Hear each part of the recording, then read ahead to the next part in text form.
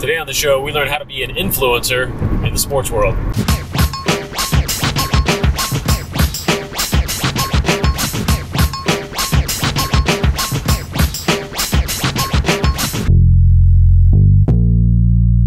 Hey everybody, welcome to the episode number 13 of the Jason Croft Show. Today on the show, we've got Frank Provenzano. He is a former assistant general manager of the Washington Generals, Dallas Stars. Awesome guy, and he is jumping into technology side of things with his new app, FANSeye Sports. So he's really, and it's not to be involved in apps to be involved in app's sake. He really wanted to bring all of his knowledge and insight that he gained working in the front office and apply that to sharing that insight basically with the public, because everyone likes to have that behind the scenes nuggets, as well as really lending their voice to the world, their opinions of their favorite sports teams. His app goes well beyond NHL. He's really focusing on that right now,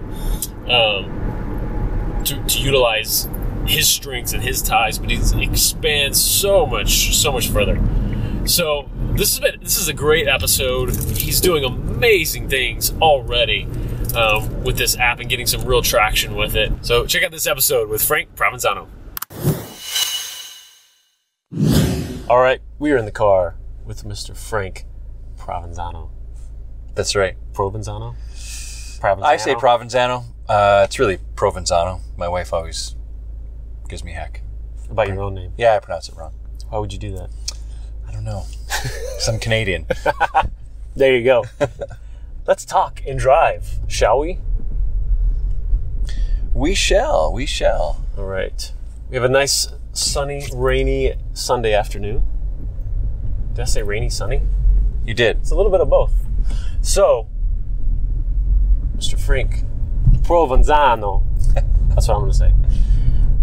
Tell us about FANSeye. That's what you got going right now. Yep. What is it, and why did you make it?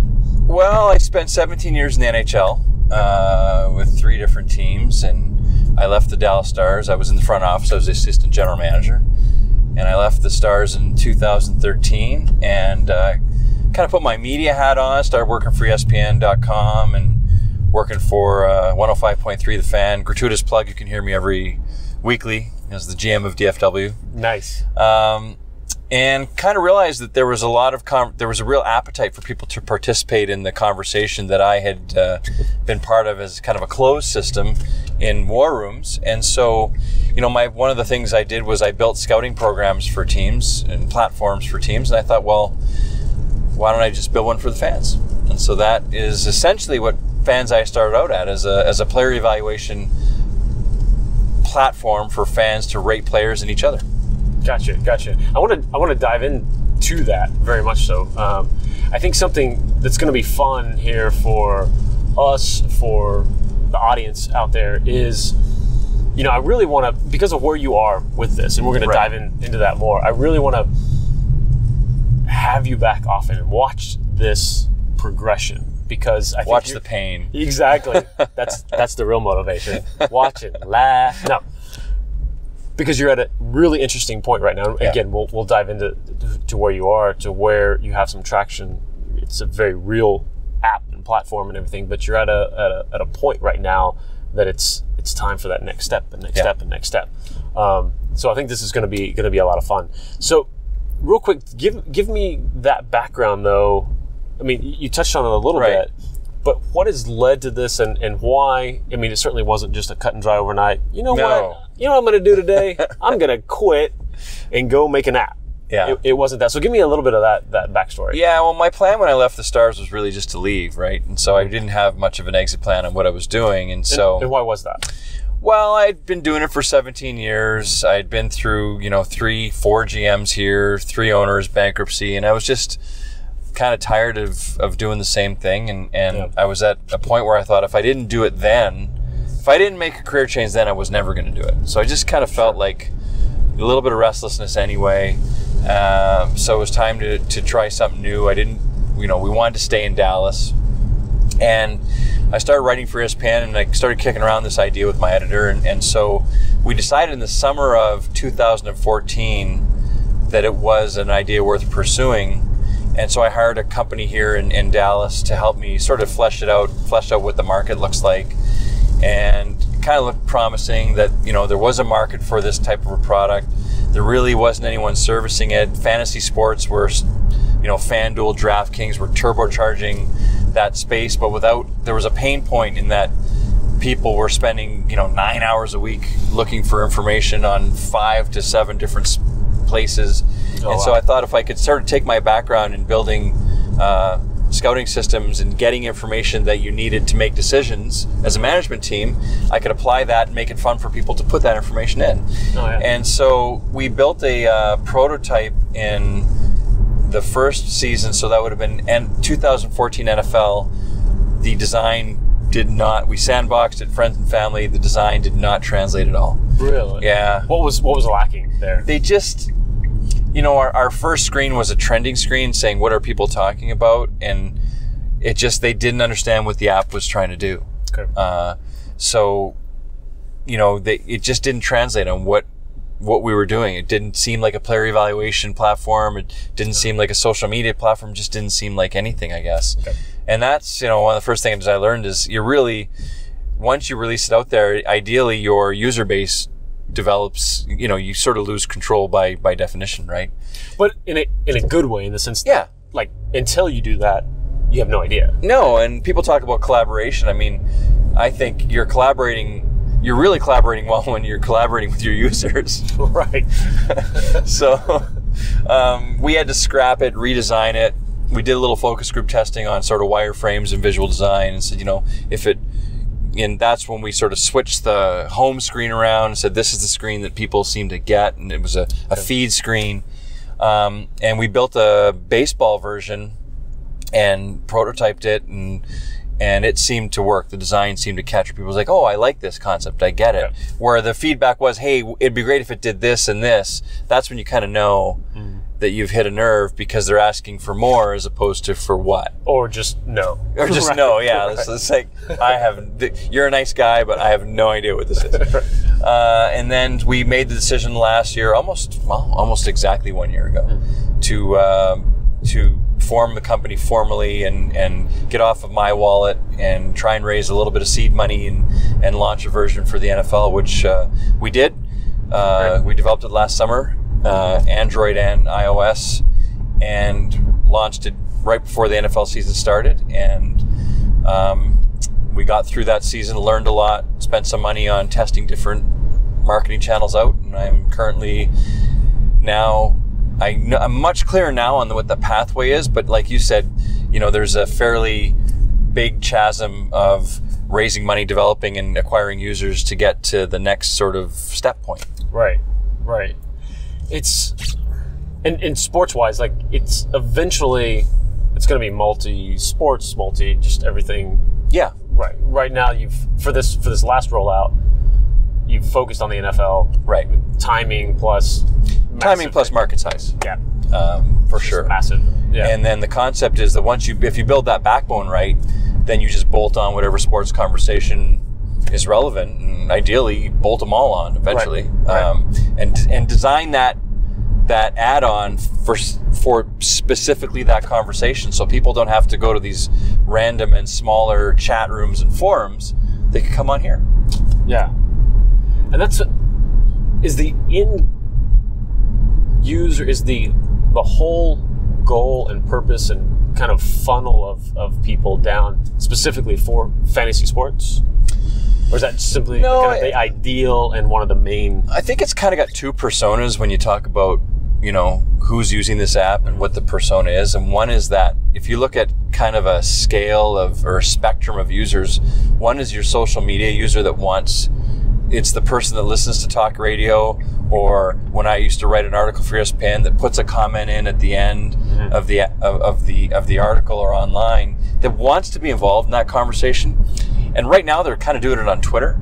Sure.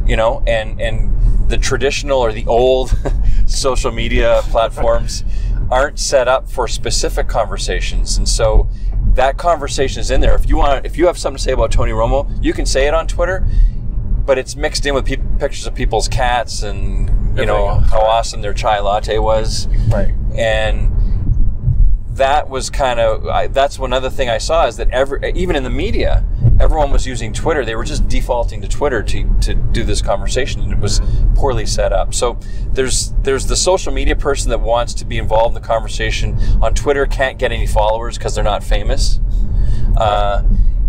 and they want to be recognized and participate in a meaningful way. And then there's the fantasy sports user who is looking for information that's aggregated in a meaningful way. It's real time, it's stats, it's eventually premium stats, and it's filtered ratings and player opinions that also have some filter to them. So the more valuable, it's almost that Reddit concept where the community dictates what content is valuable and kind of bubbles it to the top. So, but it's still kind of twofold, because there's community gathered, user gathered information and opinions, and you can follow them on kind of one track. But then it's also that hardcore just data on the players and everything as well, right? Yeah. Okay. And it's almost a pyramid, I guess an inverted pyramid, where the tip of that pyramid is your hardcore fantasy sports person. But that's a large market, and that's a market that is very motivated to spend time and money. And right now, part of that, it's what you said earlier. You said it's hard to sort of get all the data they need in one spot. Right. Right now, what's different about how are you getting this data into one spot for FanSeye? Because I can pre-sort the database. I already know before the season starts who people are going to be talking about in FanSeye, because they're going to be talking about players. So I already have the database set up. Okay. And so when the content goes in to, let's say you have a hot sports opinion on Tony Romo, I already have the database set up that you're already putting it into Tony Romo's spot in our database, and then I can just grab his stats and bolt them in there, and grab his whatever news it is and put them in there. So I'm because I'm pre-sorting the database, I can also pre-set it up that Tony Romo's got an address in FanSeye right now for next year. Right. Okay. And so one of the interesting things is right now, where we talked about this a little while ago before we started rolling, is no pun intended on rolling. Yeah, exactly. Is where, it starts out with, so many people have an idea, right? Right. An app idea, this and that. Well, there's a lot of work that goes into just getting that first step. That first step being going and making something, making that first idea, which you guys have done. Yeah. And now there's step 2, which is putting it out into the world, getting feedback, getting, kicked and complimented both, and going to that next. A lot of kicked. Go to that next version. But it's so interesting to watch, and each step along the way, there's fewer and fewer people who have done it, because it is, it's hard. So much, it's and hard. It requires resources. Right, exactly. So where in that whole process are you guys right now, would you say? What's next for that? I would say, we like you said, we've had the idea, we've, done what you need to do to get the idea, to get the initial lift, write a business plan, do your market research, find an initial developer, all that kind of stuff. And we have a product, a first version of our product. You can call it a minimally viable product or a version 1 product, but we have a product. And so now the question is, okay, for me, I'm now in a loop of 3 things: raising money, development, and acquiring users. And there's no real endpoints there. It's a spin cycle. Exactly. And I have to do all 3, and I have to do them continuously and with focus. And so each one informs the other. Correct. There's no real, if you do this, then you'll be able to do this. It's like you do this, and then you do this, and then you do this again. Right. So the more you develop, the more users you get, the more money you'll need, rinse, repeat. Right. And so that's kind of where we are. And what's, it really is a journey. And I know it's kind of an overused cliche, but you first have an idea and you think, oh, I've got this great idea. I've got to hide it. Right. Right. And then what you really realize, or at least what I felt, is the real trick is execution. You can have a good idea and excellent execution, and that's going to beat an excellent idea with below average execution. And it's so your plan and your team are way more important than you first think. I think when you have this idea, and so it's a bit counterintuitive, but it's a much more collaborative and sharing process, I find, in having an idea and trying to develop it and make it a living, breathing thing as an entrepreneur than I thought it would be. I thought, I have this idea, I can't tell anybody because they might steal it. And in reality is you need help. Yeah, that, and I think even beyond that, even beyond the whole secrecy, I shouldn't tell anybody. So let's say you get past that and you can tell the world about it. There's still a very common feeling that now it's all on my shoulders. I have to go manually every step of the way, do every bit of this, the martyrs, bit, it's like, it's all on me. I've got to go do it. And so it's a really interesting perspective on their realization that no matter what that business is, because that's the other step in this process, is getting beyond, I have an app, and getting to, I have a business. Right. That has an app, Right. It's inherently collaborative. Yeah, and I think for me, that's been kind of the cool thing, is you see my past sort of interconnect with my future, because I spent 17 years building teams. Yeah. I mean, that's what I did. Yeah, that's right. You get through, you go in the off season, you put your roster on the board, you say, here's where our holes are in the lineup, you try and fill them with free agency or trades. You start the season, you think you're great, you're really not. You got to make some trades. Somebody gets injured. You got to pivot, use some of these entrepreneur words or startup words. And so that's where, I found it kind of neat, is that my background in building teams in an unexpected way factored into this new sort of adventure that I've thrown myself on here. Right, exactly. So how have you started developing this team? Well, initially, I was kicking it around with my editor at ESPN, who's sort of on my advisory board now, and has, a bit of a founding piece, although he's not actively involved day to day because he has a real job. And then it was just finding people that I liked and trusted that had, elements that I don't have, because that's the other key thing, is realizing know what you don't know. And when you're starting out, you don't know a lot, in all likelihood. I mean, I know everything, but I can sort of relate. I've heard about this. And I tried to get you on my team. Right. The best I could do was driving around. Right. But, I tried to find people that I liked and trusted that had skill sets that I don't have. And so the way you sort of vet them a little bit, and then I could offer them equity. Yeah. And that, it's interesting too. At first, equity is kind of easy to give away because you think it has value, but it doesn't. It's also when you first start, and say that first year, or just right around, right up till the period I'm at now, it's also in some ways the most dangerous for an entrepreneur or a founding entrepreneur, in that you can give away way too much equity early because you don't have money. Yeah. And so that's been a bit of a learning curve. I haven't thankfully made too many huge errors, maybe one or two a little higher than I probably should have, but I've still managed to keep enough equity that when we get to the next rounds of financing, and I ideally, the goal is to get diluted, that I'm not getting diluted from too weak of a spot. Right. Well, that's good. What were the errors that you feel like you've made with that so far? Just in amounts that you sort of... Yeah, in amounts, and not so much in amounts. I'm comfortable with the amounts, just the expectations of what you're going to get for that. And because it's not cash, and because it is sort of a nebulous thing and it has value, people, especially if they have, day jobs, and everyone has a day job that's involved in this, except me, day jobs and families, it's just human nature. It tends to green. it tends to get lower in their priority list, even unintentionally.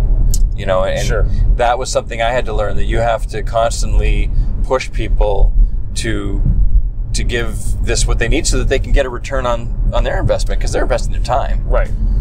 So, It's not a matter of like, oh, this jerk's bothering me again, but they just need that inherent reminder, because it is something outside of their day-to-day scope. yeah, and I'm in the weeds on it every day. Right. So I know exactly what needs to be done, because I'm going to bed at 11 o'clock at night going, geez, I only got one thing done.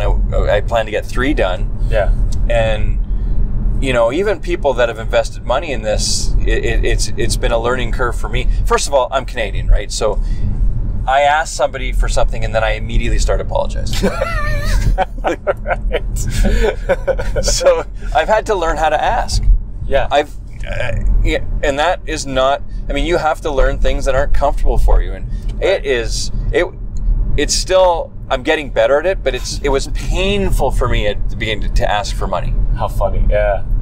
You got to be an obnoxious American who just walks up and is rude about everything. Got to be much more American that way. I'm learning. I'm becoming much more American. So in that way, you talk about the learning curve. That was one of them for me, and just setting clear expectations for people, and saying, I want you to do this, this, and this. Like if you have a marketing person, okay, well, I want you to do App Store optimization, and I want you to run this and this. But it's hard to do at the beginning because you don't even know.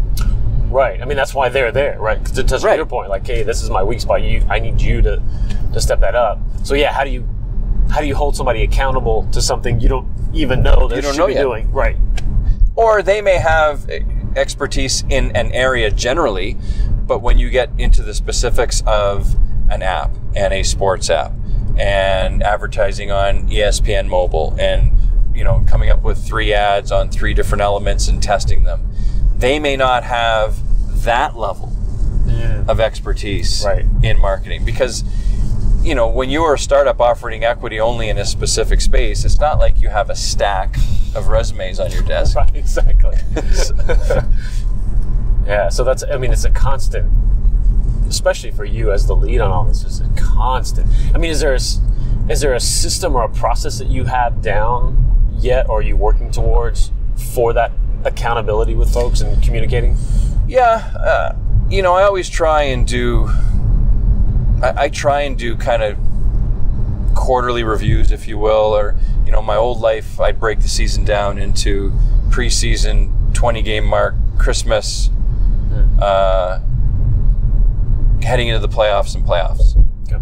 And I kind of use the same concept as, where are these people, what have I communicated to them? Because it's hard, it's unfair to evaluate someone on something that only exists in your own head.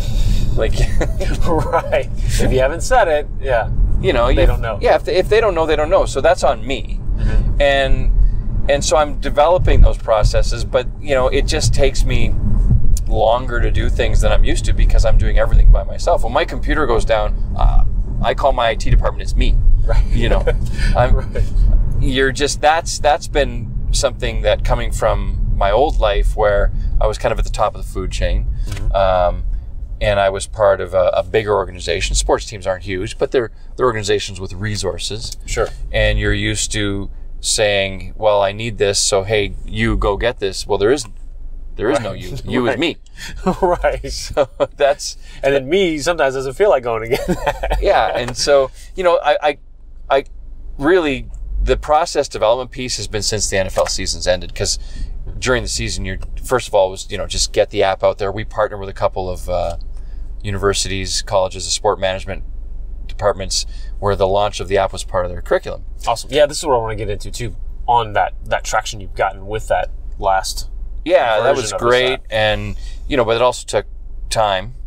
Sure. And we were testing different. We had a Twitter feed, so we were testing different challenges that then we can incorporate as features. One of the things that was great with using our traditional social media platforms is we can test different elements in fan engagement that then we can look to build into our app. Okay. Like, give me an example. Well, we'd run challenges on every night game in the NFL season, Thursday, Sunday, Monday. And we'd run different challenges, say, who do you think is going to get more fantasy points tonight, Cam Newton or Tony Romo, let's say. And then you'd go into the app or even on Twitter and you'd pick your player and you'd pick the number and the winner would get a t-shirt. And it was great because it allowed us to test, what times, what messages did people engage in? Were there were people repeating? How are we able to get new? Whatever. But the flip side too is I'm the guy mailing the t-shirt and these are all great, but you're going, you got someone lighting you up on Twitter because it's been 5 days and they didn't get their they didn't get their t-shirt yet. Exactly. It's like let me talk to my fulfillment center. All right, that's me. Yeah. But that's a really important point that I think is valuable at this stage that you're in. That I know, past guest on here, Raj Daniels, he talks about this a lot, is go and do those things that don't scale in the beginning. Right. It's okay because that hopefully that becomes a problem. If that becomes a problem, you're doing great. Yeah. But don't not do all those things just because, well, I don't want to do that because that doesn't scale, so that won't make sense to go. That's exactly what you should be doing right now. Because you can do it now. Right, exactly. So I think that's fantastic, especially in that testing phase. And you got, 10,000 downloads? We had 10,000 downloads, 2,500 registered users. And on a given weekend in the NFL, I would say we had between 300 and 500 people actively involved in a conversation. Now, obviously to some degree, we had a baseline captive market because we had students at SMU and at the University of Ohio, not Ohio State University, not the Ohio State University, but University of Ohio. And part of their grade, the professors loved it because they started as bench warmers. If you're in FANSeye, you get FANSeye Q points when you put content in and people engage around it. And so they had to hit a certain FANSeye Q level by the end of the semester, so the professors loved it because it was automatic grading for them. Oh yeah.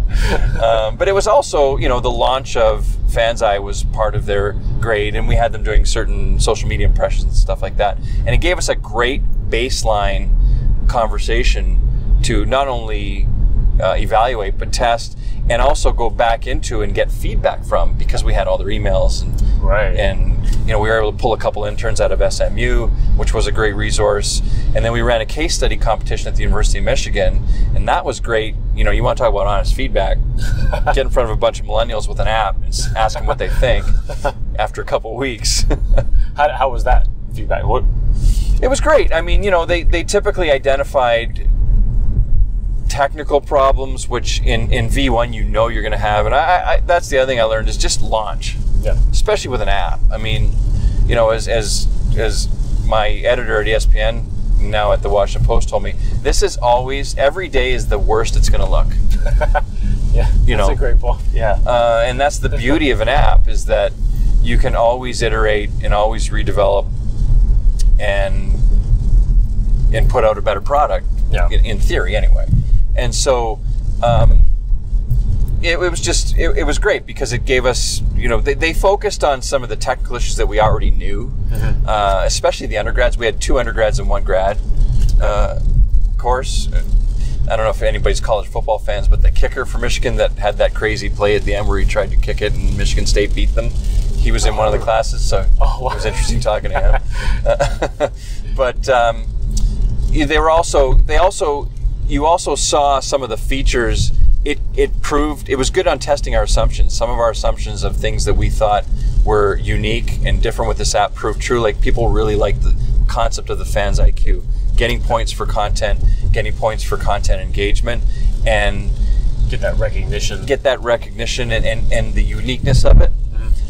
So it was good in terms of validation of some assumptions and of disproving some of our other assumptions, because when you don't have the resources as a startup to do all kinds of research and focus group testing, and two-way mirrors and all that kind of stuff, which is great in theory, but it's expensive. To some degree you're guessing. Oh, sure. And so you hope you're right until you can stand up your own team and get more resources to to eliminate some of that guesswork on the front end. Right. So where are you right now? You're in the mode fundraising. You've sort of pulled back on the app, sort of not necessarily take it down, but reevaluate, kind of tweak the business plan, pivot if you will, or not even pivot, but just say, okay, here's where we are. Here's what I think I would like to do in terms of improving features, improving functionality, fixing some bugs. We have to rewrite our iOS code because in order to get it out, we wrote it on top of our baseball prototype, which if I could walk back and undo one decision to be that one.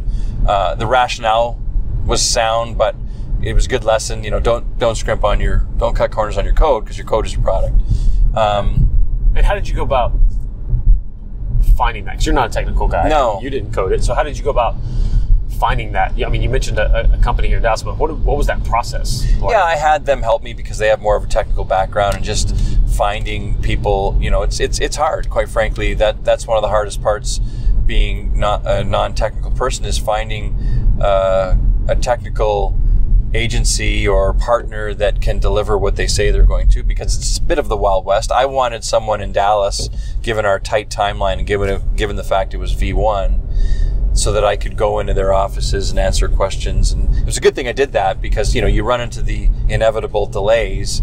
And we were literally, and this is true story, we were in the kickoff for SMU. We were kicking off the launch of FANSeye for that student group the week before the season started. And I did not know if we were going to get approval in the App Store until 20 minutes before. My intern was sitting in there, and we were waiting for students to come in, and I'm like, I don't know what I'm going to tell them if there's no app to download. Oh my gosh. And 10 minutes before we're in there, she's like, it's in. So that's beautiful. It was that hairball to get it launched out the door, but I'm glad we did. Oh yeah. And so, not to take you from that train, so you're at that point, you need that, you're scaling back, you're reevaluating some things. Again, specifically that code and reworking it. Yeah, and then we also want to add the first of our one or two revenue generating features, and add an additional sport to prove A, rev generation, and B, scalability. Okay, and what are those? At this point, I think I'd like to add NHL. Okay. Not I think I'd like to. I would like to add NHL, because even though it's the smallest sort of major pro sport in North America, it's the one that I think I can penetrate from a user acquisition standpoint virally the easiest, because of my connections. Sure, absolutely. And what are those revenue generating? Some of those challenges, really attaching value to the acquiring Fans IQ points and gamifying the acquisition of Fans IQ points. Gotcha. So we want to make Fans IQ points have meaning and value to our user base, so that they would value acquiring them, whether it's playing in a weekend challenge for 100 Fans IQ points, or buying up to the next level. And so, are you talking about kind of creating something that translates those into real world value? Down the road, yes. Okay. Initially, it's just the value is getting the next title, right? And getting the next title, whatever power and privilege that title conveys. Yeah. Down the road, do they have real world? Do we have a store that you can get? Do we partner with a merchandise or apparel maker where you can use them in that partnership? Do we add premium stats in addition to our regular stats? My former editor at ESPN, who's involved in an advisory role now, he was in charge of ESPN Insider, he was in charge of their whole model of getting people's credit cards and giving them content for $2.99 a month. And once people give you their credit card, generally speaking, at ESPN Insider, at that price point, they typically never drop off. Right. And so, is it premium stats or what have you that we add as a sort of a freemium add-on? Right. So that's sort of the next stage for us. That's great. So I'm anxious to follow along in this journey. I'd love to. I'd love to get another car ride. Yeah, absolutely. This has been fantastic, and I really wanted to get across, because you are at that great point right now where there's momentum. There's really something here, but you can't sit there and go, all right, I did it. You're at that point of like, okay, now you got to keep pushing. Now you got to really go. Right. And I'm excited to go, and I think it'd be fun to invite your viewers on the journey with me, because I think it's going to be a real interesting 12 to 18 months. I think so too. Well, this is awesome. How can people follow along right now and check out FANSeye? Really, right now, you can go on our website, fansisports.com. You can follow us at @fansi_sports, or follow me at frankprosports. Okay. Fantastic. Thanks so much for being on. Thank you. It's Saturday night. It was Saturday night and I'm feeling kinda silly. Winter coat on cause the air was chilly, but I'ma make my way out to the record spot. Gotta find some new breaks for the beats to rock. I gotta come with the flavor like some lifesavers. On now and later's Dr. Beatmaker. If I'm a player, it's like your tape deck. And if you miss the gig, then take a rain check. Stacks of wax piled high to the ceiling. Need a U-Haul truck if I would think about stealing, but it's not my steed, so I commence with the digging, no kidding. Something that'll keep the beats hitting what I'm getting. So much to choose from, bro, but it's worth it.